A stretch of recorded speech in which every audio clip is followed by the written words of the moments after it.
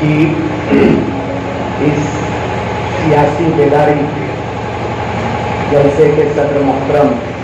रूह रवां सेंधवा शहर के मजलिस इत्तेहाद मुस्लिमीन के अहम जिम्मेदार अफजल साहब शहर नशीन पर तशरीफ फरमा बैरून शहर से तशरीफ लाए हुए और मेरे मातहत नॉर्थ महाराष्ट्र में जो मेरे साथ काम कर रहे हैं और इससे पहले जो आप लोगों से मुखातिब थे, यकीनन उन्होंने मजलिस के लिए महाराष्ट्र में बहुत काम किया है। रफत सैयद साहब, साथ ही साथ जो है नंदुरबार ज़िला के सदर ज़ीशान पठान साहब, बाहर से तशरीफ़ लाए हुए यासिर पठान साहब, खलील मुल्तानी साहब, डॉक्टर फैज़ल साहब, जावेद पठान साहब, अफजल भाई, एजाज मंसूरी साहब, बिलाल भाई, कलीम मंसूरी, इरफान भाई, हमजू भाई, इमरान शाह, मोइन शेख साहब, हाशिम अली साहब और शाहदा शहर से तशरीफ़ लाए हुए मजलिस इत्तेहाद मुस्लिमीन के कॉरपोरेटर साजिद पिंजारी साहब, वाहिद मंसूरी साहब, दुधिया शहर से तशरीफ़ लाए हुए नॉर्थ महाराष्ट्र के मजलिस के कोऑर्डिनेटर शोएब मुल्ला साहब और साथ ही साथ हम सब के सरपरस्त और जिन्होंने मजलिस के लिए अपनी जान दी और इस चमन को अपने खून से सींचा, उनके वालिद मोहतरम शहीद सद्दाम के वालिद साहब जो शहादा से तशरीफ़ लाए हुए, सामने बैठे हुए तमाम बुजुर्ग और नौजवान, सबसे पहले तो मैं अल्लाह रब्बुल इज़्ज़त का शुक्र अदा करता हूँ कि अल्लाह रब्बुल इज़्ज़त ने आपके शहर सेंधवा की सरजमीन पर आकर मुझे मजलिस इत्तेहादुल मुस्लिमीन के बैनर तले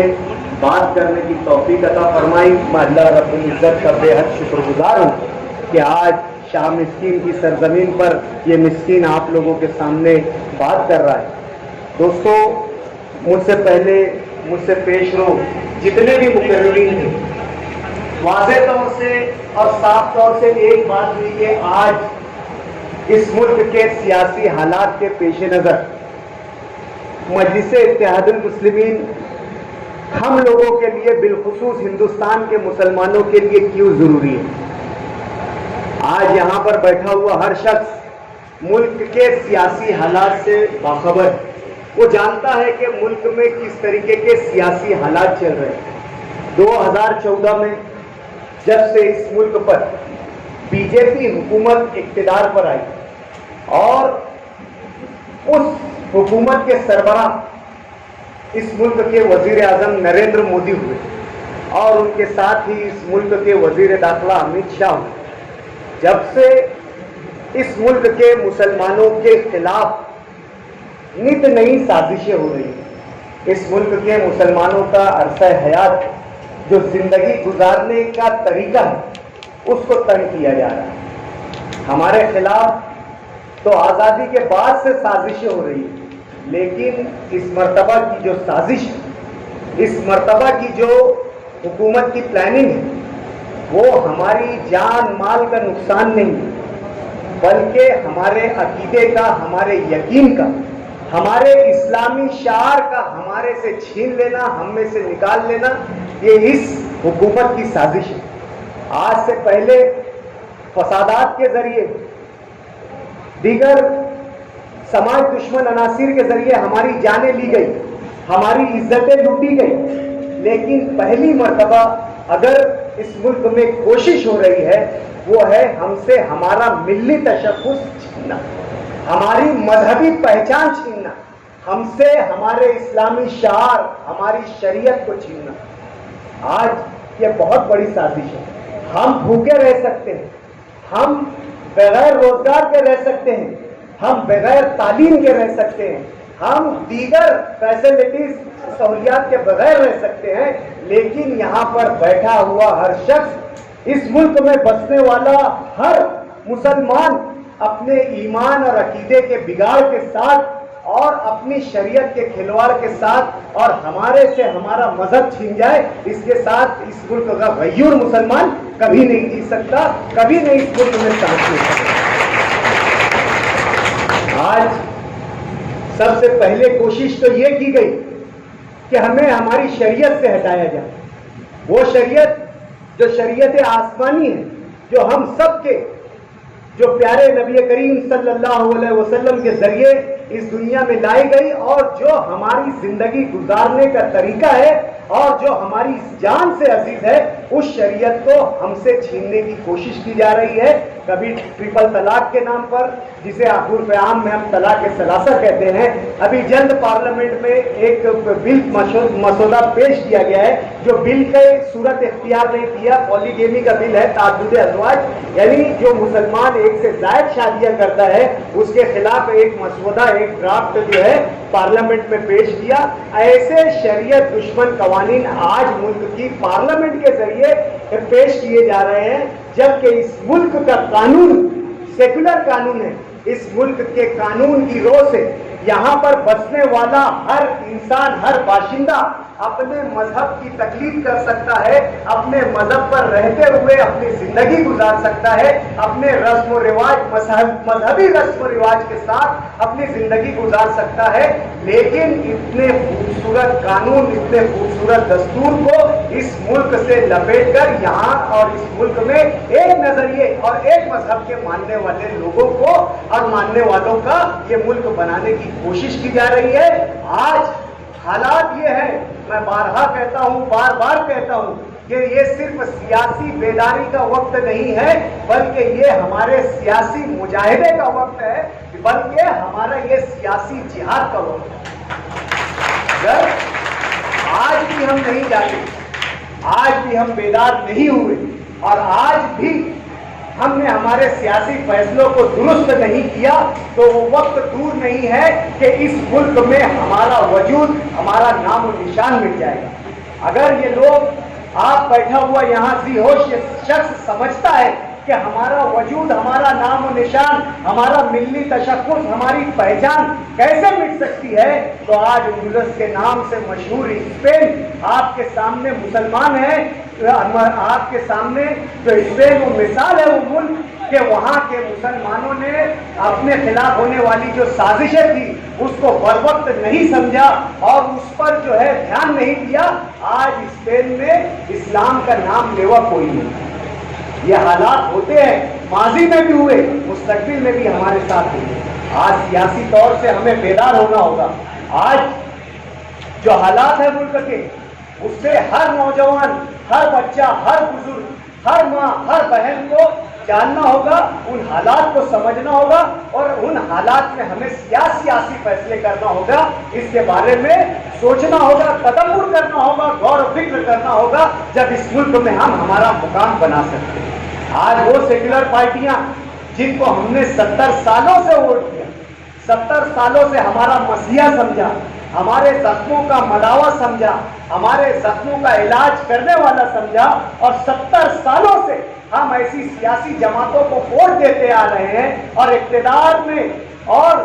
جتنے بھی حکومت کرنے کے لیے جتنے بھی کرسیاں تھی، جتنے بھی عہدے تھے، ہم نے ان کو دیا، نوازا۔ چاہے اس ملک پہ وزیر اعظم کا عہدہ کیوں نہ ہو، اس ملک میں وزیر اعظم بھی ہماری ووٹوں سے لوگ بنے۔ اس ریاست میں اگر کوئی وزیر اعلیٰ بنا تو وہ ہماری ووٹوں سے بنا، اگر آپ کے نگر نگم میں کوئی پارشد بنا، کوئی ادھیکش بنا، تو وہ بھی ہماری ووٹوں سے بنا۔ لیکن جب ہماری نمائندگی کی بات آتی ہے، جب یہ بات آتی ہے کہ ہمارے سامنے مسئلے کھڑے ہیں، جب ہمارے وجود کی، ہمارے تحفظ کی بات آتی ہے، ہمارے حق میں بات کرنے کی بات آتی ہے، تو ایسے لوگوں کو اپنا اکثریتی ووٹ بینک دکھتا ہے۔ ایسے لوگوں کو میں صاف طور سے کہنا چاہتا ہوں کہ ہندو ووٹ بینک دکھتا ہے، اور جب ہمارے تحفظ کی بات آتی ہے تو وہ ہم سے چشم پوشی کر لیتے ہیں۔ کوئی نہیں ہوتا ہے کہ جو ایوانوں میں کھڑے ہو کر یہ کہے کہ اس ملک کے دبے کچلے مسلمانوں کے ساتھ ناانصافی ہو رہی ہے۔ کوئی نہیں کہتا کہ ان کی شریعت کے خلاف، ان کے عقائد کے خلاف، ان پر کوئی ایسا قانون نافذ نہیں کیا جانا چاہیے۔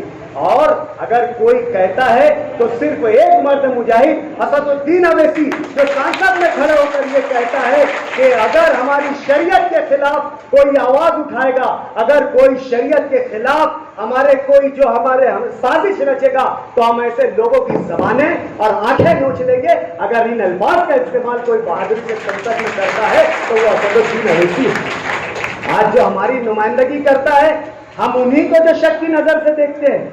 हम उन्हीं पर शक करते हैं और ये सोचते हैं कि कहीं ये बीजेपी के आलयकार तो नहीं, हम ये सोचते हैं कहीं ये आरएसएस के कारंडे तो नहीं, कहीं ये बजरंग दल वालों की साजिश तो नहीं। अरे मुझे आप बताओ कि आप जिस कांग्रेस पर, जिस समाजवादी पर तकिया करते हो, क्या कभी वो आपके हुकूक की लड़ाई पार्लियामेंट में, ऐवानों में कभी लड़ी? जब भी आपके बारे में लड़ाई की बात आती है, जब भी आपके दिफा की बात आती है, जब भी आपके तहफ़्फ़ुज़ की बात आती है, तो ये तमाम सेक्युलर पार्टियां या तो ऐवानों से वॉकआउट कर देती है या गैर जानिबदार हो जाती है और आपको ऐसे ही बिलबिलाता तड़पता हुआ छोड़ देती है।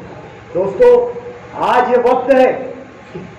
कि हमने अगर सही सियासी फैसले नहीं किए, हमने हमारे सियासी नुमाइंदों को आगे नहीं बढ़ाया, हमने हमारी सियासी जमात का साथ नहीं दिया, तो वक्त दूर नहीं है कि हमारे हाथ में सिवाय पछतावे के कुछ नहीं होगा। हमारा एक नारा है कि मसाइल हमारे हैं तो जमात भी हमारी होनी चाहिए और उस जमात का रहबर भी हमारा होना चाहिए। इस नारे के साथ आज हमारे कौमी लीडर असदुद्दीन अवैसी पूरे मुल्क में निकले हैं। मुल्क के चौक चौराहों, गली गली, करिया करिया, देहात देहात घूमकर जो है इस पैगाम को आम कर रहे हैं। वो कह रहे हैं कि मुझे अगर सांसद बनना होता तो हैदराबाद की जमीन मेरे लिए कम नहीं है, अगर मेरे भाई को आमदार बनना होता है, एमएलए बनना होता है, तो उसके लिए हैदराबाद की जमीन छोटी नहीं है। हैदराबाद के लोगों के दिलों में वो मोहब्बत कायम है कि वो हमें सांसद भी बना सकते हैं, एमएलए भी बना सकते हैं। लेकिन दोस्तों, आपको अपनी खुद की नुमाइंदगी करना होगी। अगर वो बिहार में जाकर ये कहते हैं तो बिहार में अकबरुद्दीन अवैसी को इलेक्शन नहीं लड़ना है, बिहार में असदुद्दीन अवैसी को इलेक्शन नहीं लड़ना है। बिहार में अगर इलेक्शन लड़ना है तो अख्तरुल ईमान को लड़ना है। बिहार में अगर रहनुमाई करना है तो अख्तरुल ईमान को करना है। अख्तरुल ईमान ही जो है अपने लोगों की आवाज बन सकता है और जो संसद में और ऐवान में खड़े होकर अपने लोगों की नुमाइंदगी कर सकता है। यही वो पैगाम है जिसके लिए आज मजलिस का छोटे से छोटा, अदने से अदना और बड़े से बड़ा वर्कर और बड़े से बड़ा लीडर जो आज मुल्क के हर शहरों पर, हर चौक चौराहों पर, हर गांव में, हर देहातों में जाकर ये कह रहा है और आप लोगों को बेदार कर रहा है कि दोस्तों बेदार हो जाओ, अपनी जमात पर भरोसा करो। आपने मध्य प्रदेश में उन जमातों पर भी भरोसा किया जो सेक्युलर जमातें कहलाती थी, उन जमातों को भी आपने भरोसा किया जो आपका मसीहा कहलाती थी, लेकिन आपने अपनी आंखों से देखा होगा कि उनको आपने हुकूमत दिया, उनको ऐवान में बैठाया, उनको वजीर आला बनाया, लेकिन आप उनकी ज़हनियत को तब्दील नहीं कर सके, आप उनकी सोचों को तब्दील नहीं कर सके, आप उनके मंसूबों को तब्दील नहीं कर सके। आज वोट आपने उन्हें कांग्रेस के नाम पर दिया, वोट आपने उनको सेक्युलरिज्म के नाम पर दिया, आपको जमहूरी पार्टी समझकर आपने उनको वोट दिया, लेकिन उनकी ज़हनियत तब्दील नहीं हुई। हुकूमत और इख्तिदार की लालच में और आपकी दुश्मनी में आज वो ऐसी जमातों से मिलकर जाकर बैठे हैं और ऐसी जमातों की आपकी रियासत में हुकूमत बनाए हैं जो आपकी जान की दुश्मन है, जो आपकी इज्जत, आपके तहफ़्फ़ुज़ की दुश्मन है, आपके हुकूक की दुश्मन है। जिस बीजेपी को दूर रखने के लिए आपने रियासत में कांग्रेस के एमएलए जो है यहाँ की विधानसभा में भेजा, लेकिन उन लोगों ने आपका वोट तो लिया, आपका भरोसा तो जीता, आपका एतमाद तो जीता, लेकिन जीत कर आने के बाद सत्ता की लालच में, इख्तिदार के मोह में आपके दुश्मन बन बैठे, आपके नजरियात के खिलाफ काम करने वाली जमातों को आज बीजेपी को यहाँ का वजीर आला बना दिया। तो आप क्यों नहीं अपने नुमाइंदों पर भरोसा करते हो? क्यों नहीं अपनी जमात पर भरोसा करते हो? क्यों नहीं आप अपने लीडर पर भरोसा करते हो? एक मर्तबा आपको अपने लीडरों को भी आजमाना होगा, एक मर्तबा आपको अपनी जमात को भी आजमाना होगा। आपके शहर सेंधवा में क्या हुआ? क्या आप नहीं जानते कि वो सेक्युलर कांग्रेस पार्टी, वो अपने आप को जमहूरी पार्टी कहने वाली, वो जो सेक्युलर पार्टी अपने आप को आपका मसीहा कहने वाली पार्टी, उसके 9 पार्षदों के उम्मीदवार बीजेपी जैसी फिस्ताई ताकत के सामने, बीजेपी जैसी जाफरानी और फिरकाप्रस्त पार्टी के उम्मीदवारों के सामने वो पार्षद के उम्मीदवार 9 उम्मीदवार امیدوار جو ہے اپنا نام وڈرال کر لیتے ہیں اور بآسانی جو ہے بی جے پی کے جو پارشدوں کو چن کر آنے کے لیے ان کی راہ ہموار کر دیتے ہیں، اور صرف اتنے پر ہی نہیں رکتے ہیں۔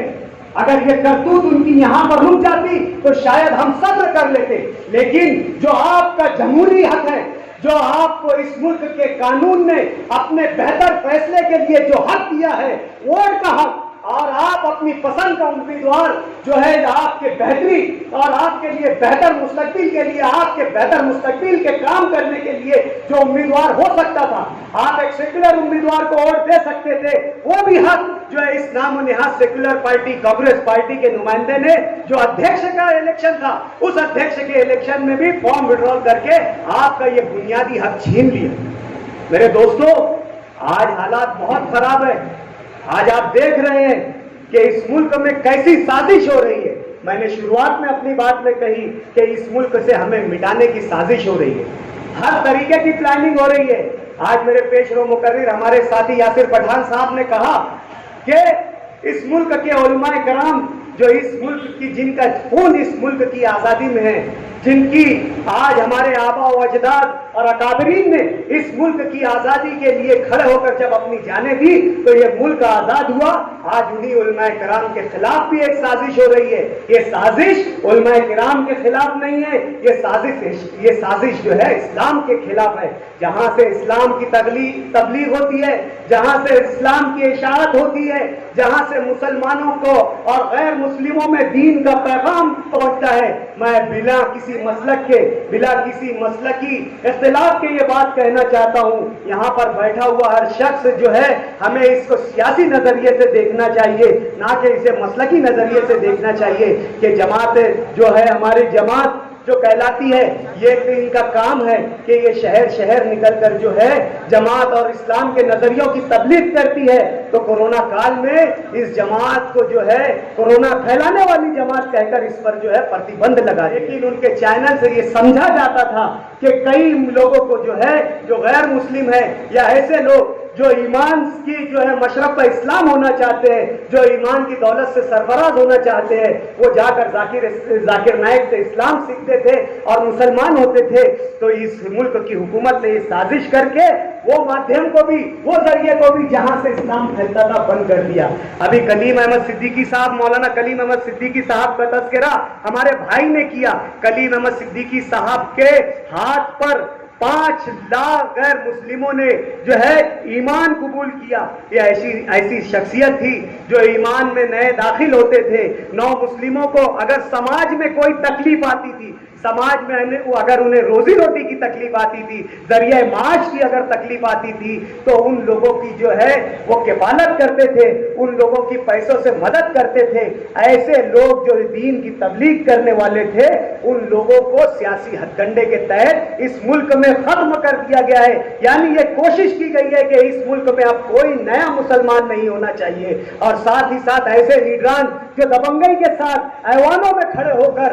آپ لوگوں کی نمائندگی کرتے تھے، چاہے وہ شہاب الدین ہو، چاہے اعظم خان ہو، چاہے مختار انصاری ہو، چاہے دیگر ہو، ایسے لوگوں کو یا تو قانون کا آڑ لے کر یا جیلوں میں ٹھوس دیا گیا ہے، یا بیماری کے نام پر انہیں بستر مرگ پر لے کر آیا گیا۔ یہ سازشیں ہو رہی ہے آپ کی لیڈرشپ کو ختم کرنے کے لیے، یہ سازشیں ہو رہی ہے آپ کو اس ملک سے در بدر کرنے کے لیے، یہ سازشیں ہو رہی ہے آپ کو اس ملک کا 2 نمبر کا شہری بنانے کے لیے۔ آج اگر آپ دیکھ رہے ہوں گے کہ NRC اور NPR جیسے قوانین بنائے جا رہے ہیں، بظاہر یہ نام بہت ہلکے ہیں، ہماری زبان زد ہے، لیکن اس کے پیچھے کی سازش یہ ہے کہ آنے والے وقتوں میں اس ملک میں کوئی نیا مسلمان دوسرے ملک سے آ نہ سکے، اور اس قانون کو اور سخت کر کے اس ملک کے وہ مسلمان جن کے پاس کوئی کاغذی ثبوت نہیں ہے، ثبوت تو آپ تمام کے پاس ہے، لیکن آسام میں جن کے پاس ووٹنگ کارڈ تھا، آسام میں جن کے پاس جو الیکشن کارڈ تھا، سیشن کارڈ تھا، آدھار کارڈ تھا، ایسے لوگوں کو بھی NRC کی لسٹ میں داخل کر کے جو ہے ڈیٹینشن سینٹر میں ڈالنے کا کام وہاں کی حکومت کر رہی ہے۔ بہت بڑی سازش آپ لوگوں کے خلاف ہو رہی ہے۔ آج مولانا حنیف ملی صاحب مالیگاؤں کے، انہوں نے اپنے خطبے میں، عید کے خطبے میں کہا تھا کہ مسلمانوں حالات کے تیور کو جانو، آپ کے پیچھے، آپ کے پس پشت ایک खंजर ऐसा तैयार हो रहा है जो आपको इस मुल्क से जो है आपकी जड़ों को उखाड़ने की कोशिश करेगा। और यकीन मानिए कि हमारे हजरत की बात आज हमारे कानों में और जहनों में घूमती है। अल्लाह वाले दूर अंदेश होते हैं। आज जो हालात हमारे सामने हैं, अल्फाज मौलाना के लफ्ज लफ्ज उस हालात की तर्जुमानी कर रहे हैं। अगर इन हालात में हमने सियासी फैसले सही नहीं किए, आज ये वक्त है हमारा संभलने का, आज ये वक्त है मुत्तहिद होकर हमारे नजरिए को आगे बढ़ाने का, आज ये वक्त है हमारी लीडरशिप को मजबूत करने का, आज ये वक्त है हमारी जमात को मजबूत करने का। अगर हमने इस वक्त हमारे लीडर कायद असदुद्दीन अवैसी के हाथों को मजबूत नहीं किया, उनको हौसलों को जिला नहीं बख्शी, उनकी जमात को अपनी जमात नहीं माना, उनकी रहबरी को अपनी रहबरी नहीं माना, तो यकीन मानिए फिर सदियां गुजर जाएगी, लेकिन कोई लीडर और कोई रहनुमा आपके लिए आएगा नहीं। वो ये सोचेगा कि जिस कौम के लिए वो लड़ रहा है, जिस बिरादरी, जिस जात, जिस मजहब के लिए वो लड़ रहा है, उनकी नजर में ही वो जो है धोखेबाज है, उनकी ही नजर में वो गद्दार है, तो फिर इनके लिए लड़ना कैसा और इनके लिए जीना कैसा। जो लोग आज हमें वोट कटवा कह रहे हैं,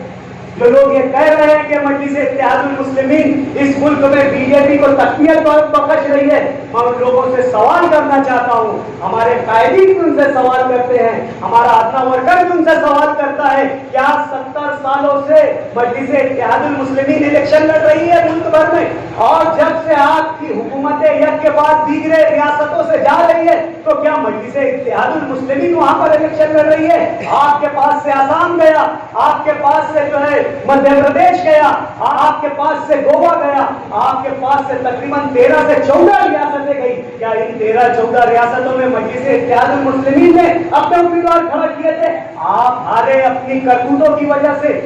आप जो हारे इस मुल्क में, आज जो आप शिकस्त की पशेमानी झेल रहे हो, सिर्फ मुसलमानों के साथ आपका दोहरा व्यवहार और मुसलमानों को धोखा आपको यहां पर लेकर आया।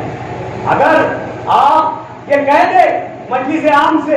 ये जलसों से और अवामी सतह पर ये कह दे कि हम जो है इस मुल्क के पसमानदा मुसलमानों को उनका हुकूक दिलाएंगे, हम इस मुल्क के मुसलमानों के साथ इंसाफ करेंगे, उनके बच्चे जो मौत लिंचिंग के नाम पर रोड पर शहीद हो रहे हैं, हम उनकी जानों की हिफाजत करेंगे, जो उनके मजहबी बुनियादी अकायद के साथ छेड़छाड़ हो रही है, उन्हें वंदे मातरम, जय श्री राम के नारे लगाने के लिए अगर कहे जा रहे हैं, आप वादा कर लो अवामी सतह पर कि हम ऐसे लोगों की गर्दनें दबोचेंगे, ऐसे लोगों को जेलों में डालेंगे जो मुसलमानों को वंदे मातरम और जय श्री राम कहने पर मजबूर कर रहे हैं। आप ये वादा करो कि इस मुल्क के अदलिया के निजाम को आप सुधारेंगे, जिन अदलिया के जरिए मुसलमानों के हुकूक छीने जा रहे हैं, उन अदलिया के अगर निजाम को आप दुरुस्त करने की ताकत रखते हो, तो हमसे अवामी सतह पर कहो, हम हमारा कोई कायद, कोई लीडर नहीं खड़ा करेंगे, हम आपके साथ रहेंगे। लेकिन आप में इखलाकी जुर्रत नहीं है, आप में सियासी जुर्रत नहीं है। आप मुसलमानों को खुश करने के लिए कटोरा पहन सकते हो,